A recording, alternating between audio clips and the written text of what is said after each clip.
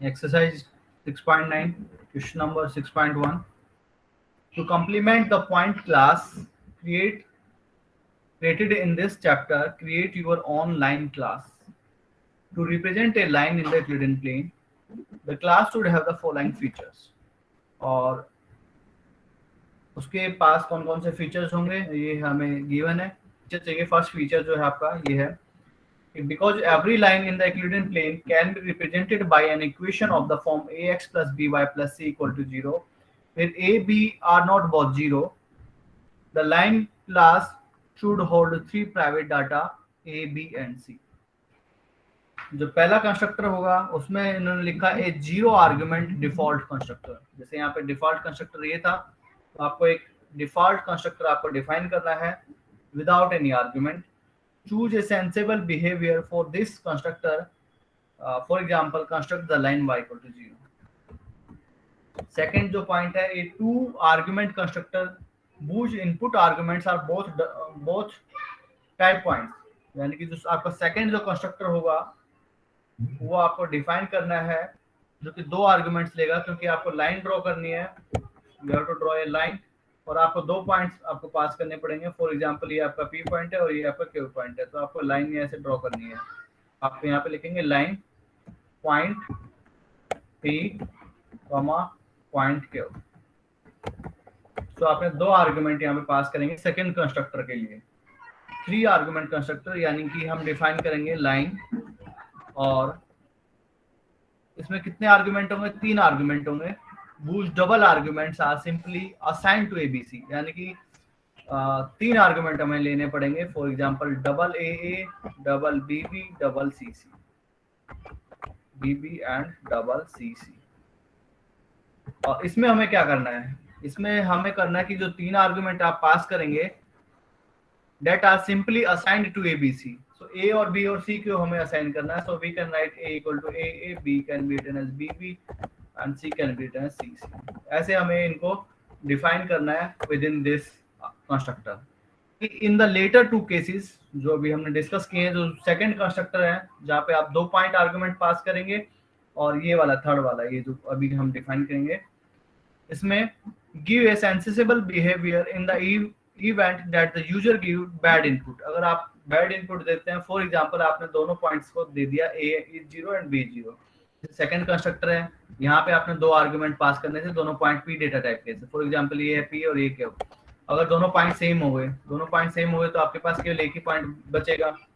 तो लाइन कहाँ से ड्रा करेंगे? या तो आप ऐसे लाइन ड्रा करेंगे या फिर आप लाइन जो है आपका हॉरिजॉन्टली ड्रा करेंगे। तो अगर यहाँ पे दोनों पॉइंट्स अगर आपके सेम हो जाते हैं तो यहाँ पे आप लिखेंगे वार्निंग में कि आपके जो दोनों पॉइंट्स है पी एंड के बोथ आर द सेम।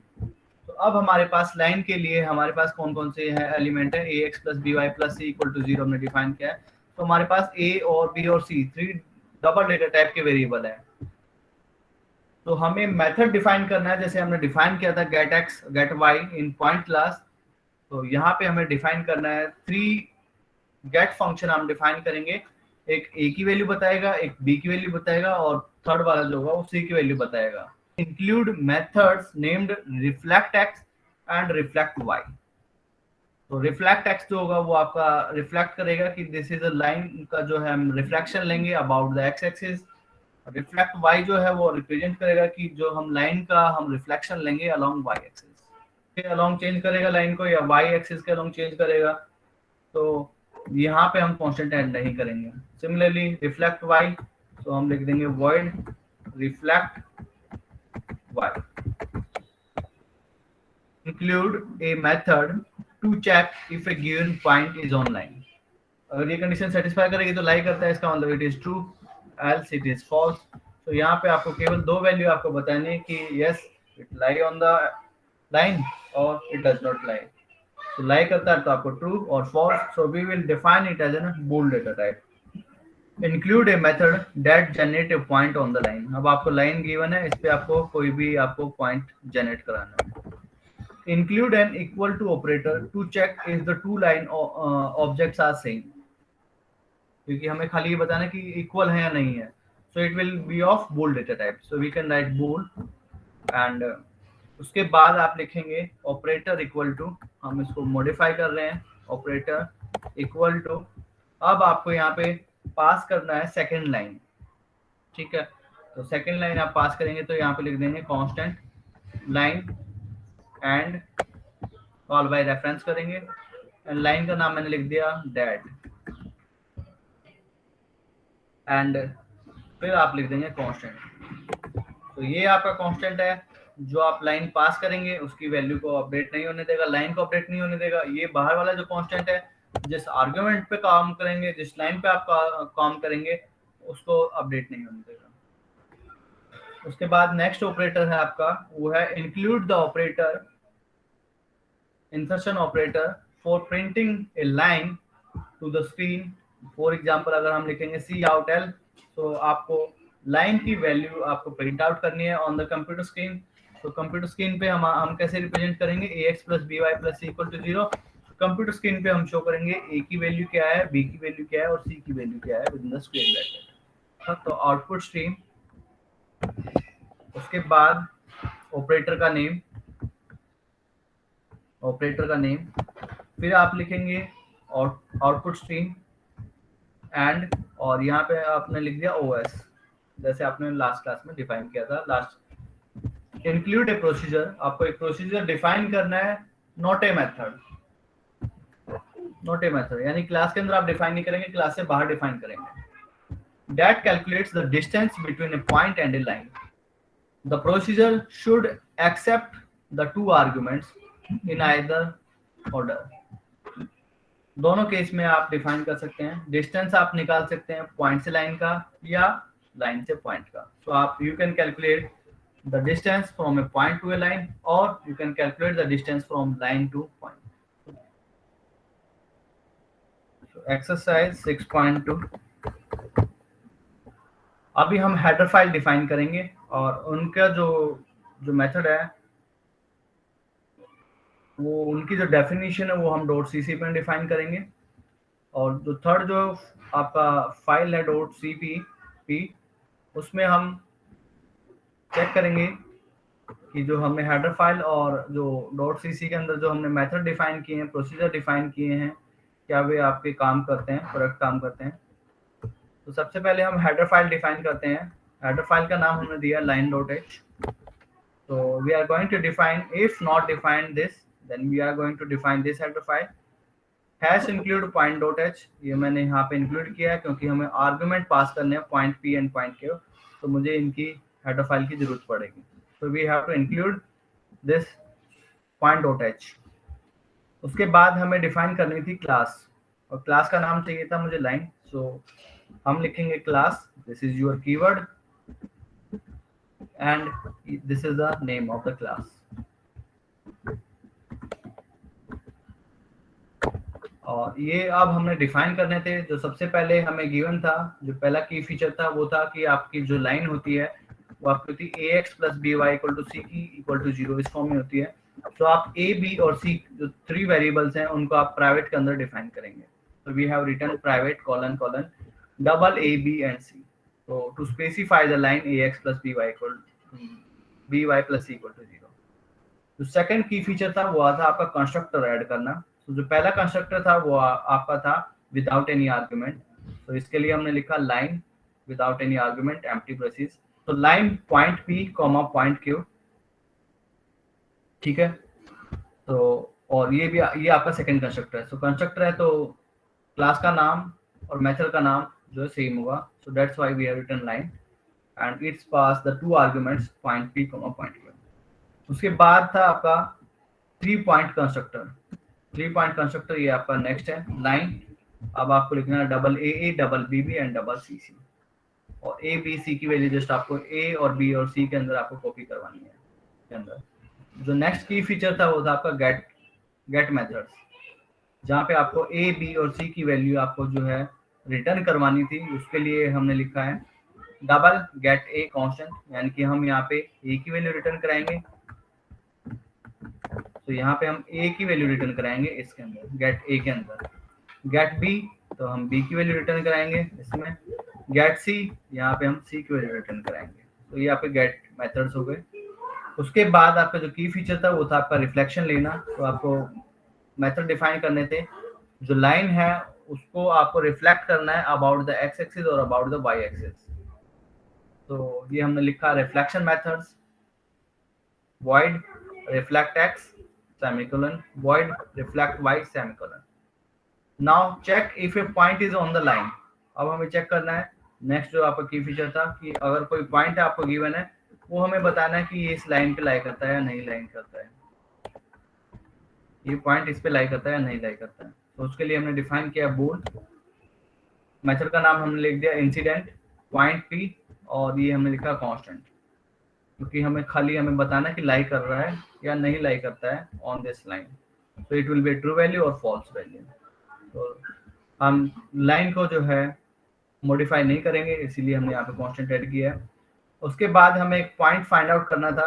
आपको कोई भी लाइन गिवन है तो लाइन के ऊपर आपको एक पॉइंट जनरेट करना है पी।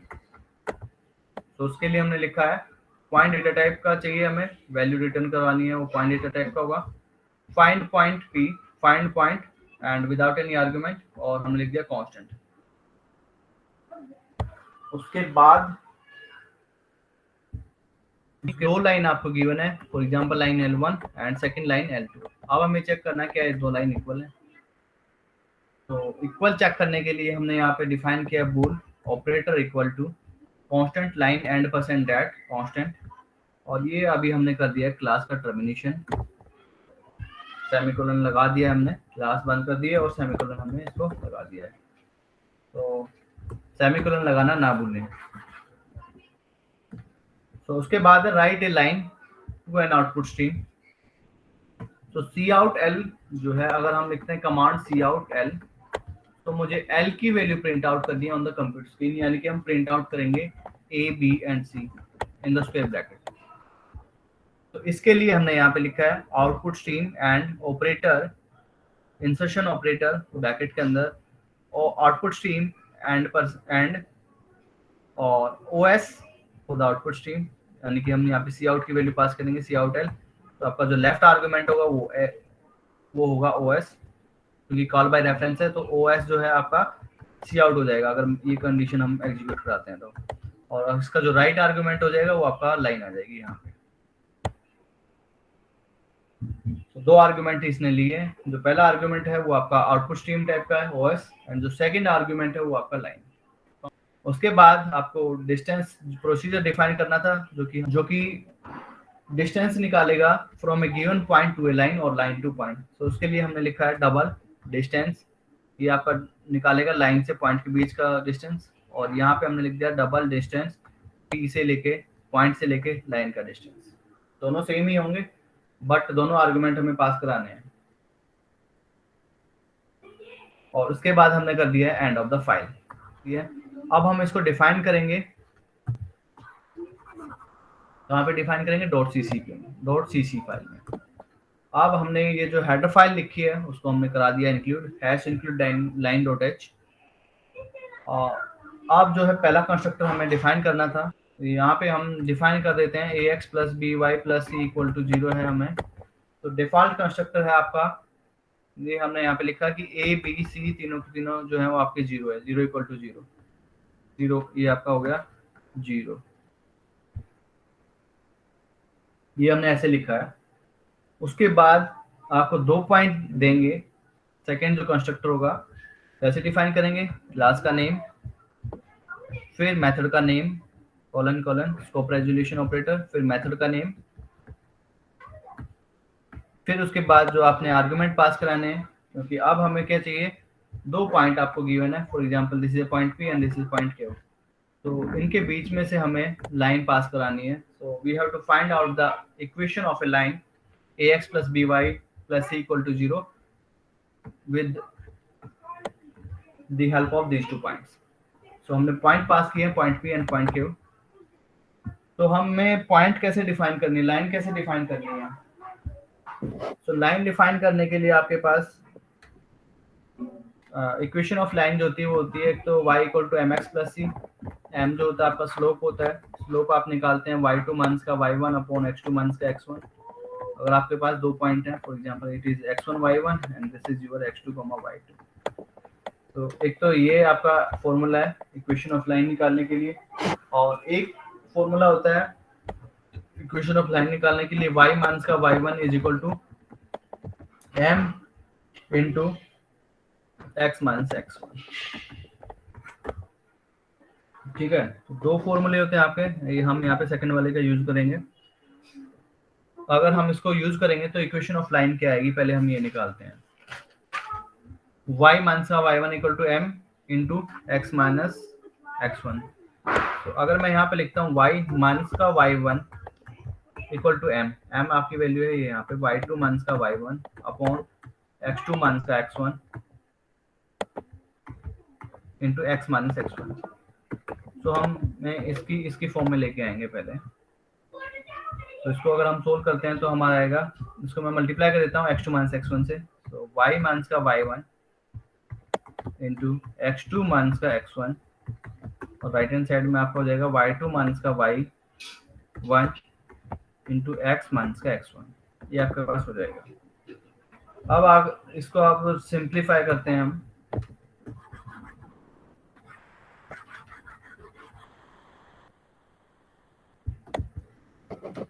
तो मुझे चाहिए y के साथ, तो इसको मैं लिख देता हूँ x2 माइनस का x1 इंटू y, फिर माइनस का y1 इंटू x2 माइनस का x1। राइट हैंड साइड में मुझे x की भी चाहिए, तो इसको हम ले लेते हैं y2 माइनस का y1 into x and minus y2 minus का y1 इंटू x1। ठीक है, तो दिस इम्प्लाइज x वाले को हम इस साइड रखेंगे राइट हैंड साइड पे। तो y2 माइनस का y1 इंटू x, ये आपका हो गया ax, और प्लस by चाहिए मुझे, तो y आपका यहाँ पे है, तो इसको मैं दूसरी साइड लेके जाता हूँ। तो it will B minus of x2 minus का x1 इंटू y,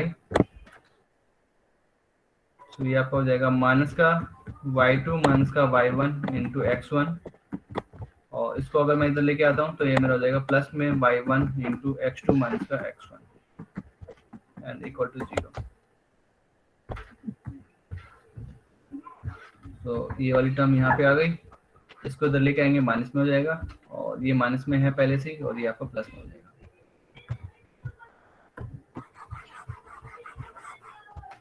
तो इसको अगर हम सिंप्लीफाई करते हैं तो ये आपका a की वैल्यू है, ये आपकी b की वैल्यू है। So a can be written as y2 minus का y1, b can be written in the form of, for example minus अंदर ले लेते हैं क्योंकि हमें डिफाइन करना है इस फॉर्म में, ax plus by plus c equal to 0। तो a की वैल्यू आपके पास होगी y2 माइनस का y1, b की वैल्यू जो है वो आपके पास है x1 माइनस का x2, एंड c की वैल्यू जो हो जाएगी वो अभी हम निकालते हैं। ये आपका हो जाएगा माइनस का y2 x1 minus minus plus y1 x1, और यहाँ से आपका आ जाएगा प्लस में y1 x2, और ये आपका हो जाएगा y1 x1। तो एक टर्म आपकी कैंसिल आउट हो जाएगी। तो हमें यहाँ पे क्या मिलेगा, ये हमें मिलेगा x2 y1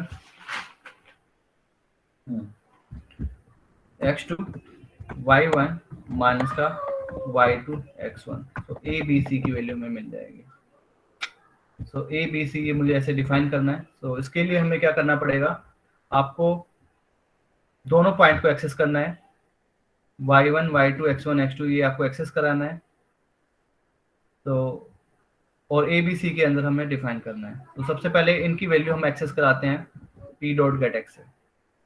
तो इसको मैंने मान लिया x1, क्योंकि हमारा पॉइंट अगर p है आपका x1 y1 है, एंड q पॉइंट है आपका x2 y2। तो इनको हमें एक्सेस करना है, x1 x2 को, y1 y2 को। तो हमने लिख दिया p डॉट गेट x। तो x1 की वैल्यू हमें मिल जाएगी, यहाँ से हमने इसको लिख दिया डबल x1। फिर p डॉट गेट y, तो मुझे y1 की वैल्यू मिल जाएगी। q dot gate x, x2 की वैल्यू हमें यहाँ पे मिल जाएगी। q डॉट गेट y, तो y2 की वैल्यू में मिल जाएगी। अब उसके बाद केस थे कि क्या पता दोनों पॉइंट आपके सेम पॉइंट में हो। वार्निंग भी देनी थी, तो मैंने बोला था कि अगर आपका जो पॉइंट है, for example p and q, दो पॉइंट आपने पास किए लेकिन दोनों पॉइंट सेम है, तो if p equal to q, दो पॉइंट हम इक्वल टू ये हम चेक कर सकते हैं, क्योंकि हमने पॉइंट क्लास के अंदर हमने डिफाइन किया हुआ है चेक करने के लिए। So if p equal to q, अगर दोनों पॉइंट हमारे इक्वल है, then we can define a warning. We can give a warning here. See error. Warning हमने लिखा construct the line from two equal points. यानी कि दोनों पॉइंट जो आपने दिए वो आपके इक्वल है. So एंडल हमने लिख दिया है. उसके बाद ये आपने कोई भी वैल्यू आपने पास कर दी है, x plus plus B Y equal to C. तो हमने a की वैल्यू हमने यहाँ पे 0 लिख दी है, b की वैल्यू हमने 1 लिख दी है, और यहाँ पे आपका हो जाएगा फॉर एग्जाम्पल यहाँ पे आपने लिखा माइनस का y1. तो ये आपका किसको रिप्रेजेंट करता है? It represent y is equal to y1 को. सो ये आपका जो पॉइंट है x1 y1, तो आपकी line y equal to y1. So इस लाइन को ये हमने रिप्रेजेंट किया है y इक्वल टू y1, अगर दोनों पॉइंट इक्वल हैं तो. बट मैं इसको ऐसे भी तो डिफाइन कर सकता हूँ, p equal to x1 y1 है, ये आपका हॉरिजॉन्टली डिफाइन किया है. यहाँ पे हम वर्टिकल भी डिफाइन कर सकते हैं. सो वर्टिकल अगर आपको डिफाइन करना है तो आप कैसे लिखेंगे? x इक्वल टू x1 लिखेंगे. तो यहाँ पे ax plus B Y plus C equal to 0. तो यहाँ पे आप a की वैल्यू यहाँ पे 1 लिख देंगे, b की वैल्यू 0 लिख देंगे, और यहाँ पे आ जाएगी माइनस का x1. So it represent x is equal to x1. तो आपके पास दोनों चॉइस है. So you can write whatever you want to write. उसके बाद है अगर आपके दोनों पॉइंट जो है डिफरेंट है, दोनों पॉइंट जो होते हैं आपके डिफरेंट हो जाते हैं, तो आपको ये फॉर्मूला का यूज करना पड़ेगा जो भी हमने यहाँ पे लिखा है. So if the points are distinct we continue starting with the special case of a vertical line. तो अगर यहाँ पे ये हमने लिखा है अगर आपके x1 x2 की वैल्यू इक्वल है, यानी कि दोनों पॉइंट्स अगर ये आपके इक्वल है, यहाँ पे x1 और x2 दोनों इक्वल हैं पॉइंट p के, और y1 कुछ डिफरेंट हो सकता है. For example this is your x1 और ये आपका हो गया x1 y1, और दूसरा पॉइंट भी आपका क्योंकि x2 की वैल्यू हमने माना है x1 के इक्वल है. सो x1 y2 ये आपका पॉइंट कहाँ है? यहीं पे होगा. तो ये आपका हॉरिजॉन्टल एक्सिस हो गया, vertical line. So vertical line है तो अभी मैंने बताया क्या करेंगे, ax plus B Y plus C equal to 0 है.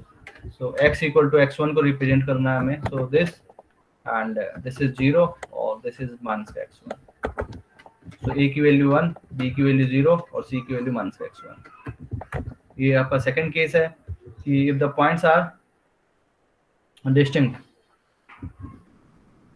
यहाँ पे x1 x2 के इक्वल हुआ है, आपका y1 y2 के इक्वल भी हो सकता है.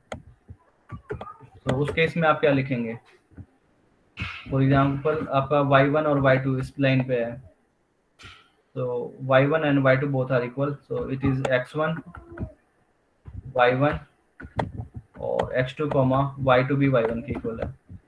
तो आपका ये लाइन को रिप्रेजेंट करेगा. यहाँ पे दोनों इक्वल हैं, y1 and y2 both are equal. तो ये आपका लाइन हो जाएगी, कौन सी लाइन हो जाएगी? y equal to y1. So y equal to y1 ax plus B Y plus C equal to 0. तो y इक्वल टू y1, सो यहाँ पे 1 यहाँ पे 0 और ये आपका हो जाएगा माइनस का y. तो वो आप लिख देंगे. अदरवाइज दोनों डिस्टिंक्ट है. अब x1 x2 ये भी डिफरेंट है, ये भी डिफरेंट है, तीसरा केस. तो इस केस में आप ये आपका जो फॉर्मूला है उसका यूज करेंगे.